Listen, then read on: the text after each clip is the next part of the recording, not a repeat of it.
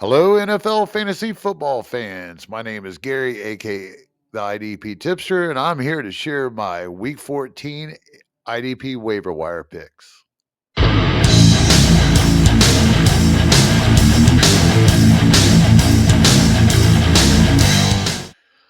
Let's jump right into this and get to the defensive lineman with Zaven Collins of the Arizona Cardinals versus Seattle at home this week.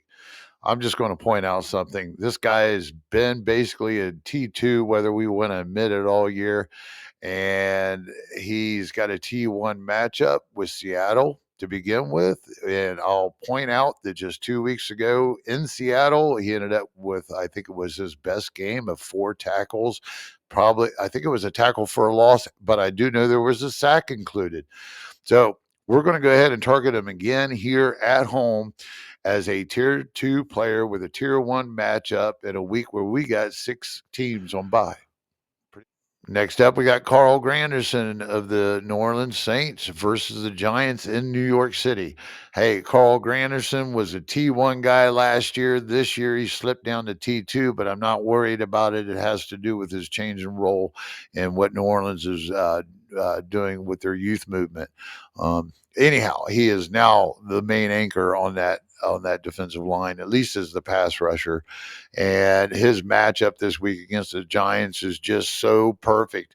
It's a top 3 matchup on paper. The Giants all year have been gifting production to the defensive ends and even into the interior defensive linemen.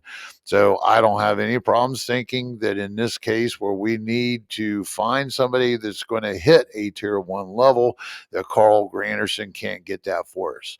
All right. Might not include a sack, but I bet he's a very busy dude this week. So go check out Carl Granderson of the Saints. The next defensive lineman is pretty darn deep. All right. So this is a deep, deep DL play or a good T1 defensive tackle play. And that is Poona Ford for the Chargers. He actually is a former Seattle Seahawk. He has a little bit of a pedigree there. He was never really a big standout, but this year, and especially in the last 6 games for the Chargers, he has been at a T2 level for a defensive tackle.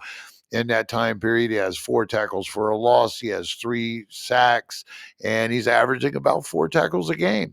So he is facing the Kansas City Chiefs, which is actually on paper at this point the best looking by the numbers matchup for Ford against Kansas City. Get him in your lineups if you need to go deep. Switching over to the defensive backs, we're going to go with Will Harris of the New Orleans Saints, the former Lion. As went down there, he started out the season as a starter, and he got hurt. Now he's back in the role for the last few weeks. He's not tearing it up, but is still at a T2 level, and he has a great matchup against the Giants in New York, along with Carl Granderson. The one other high number that they allow in production on paper is to the safety besides to the defensive line.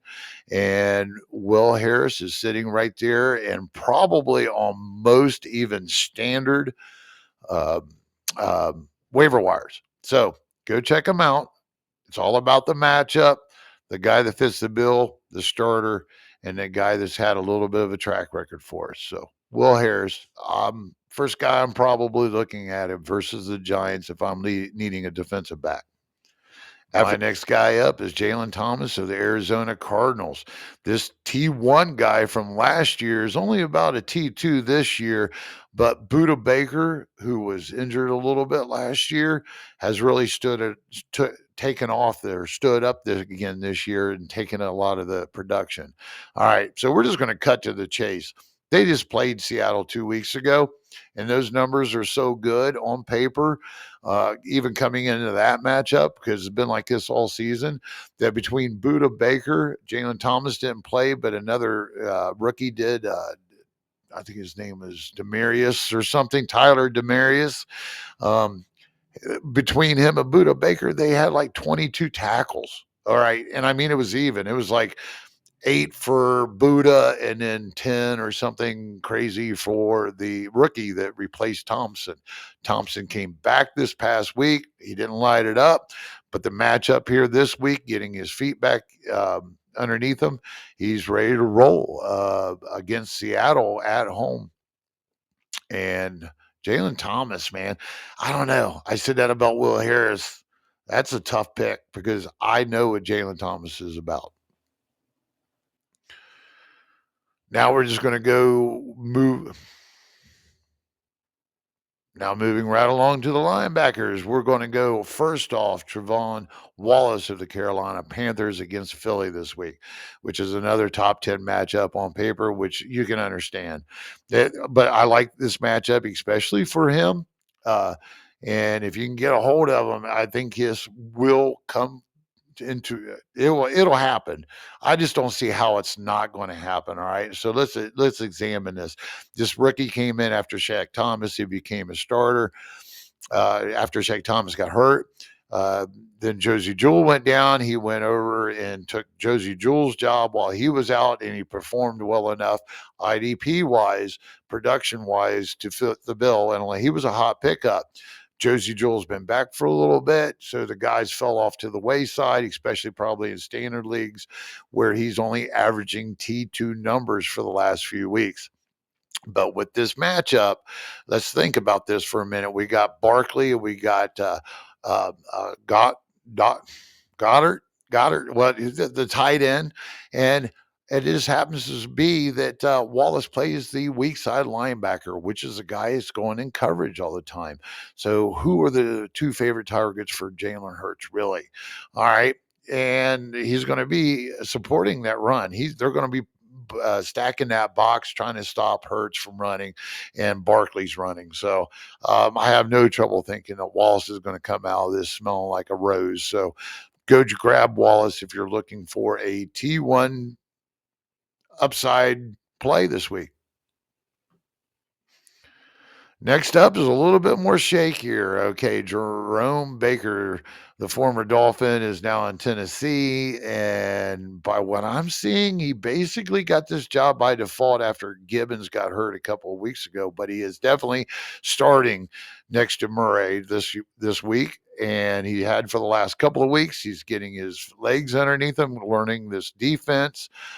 They just did a switch last week where they put Murray at the mic and they put Baker over.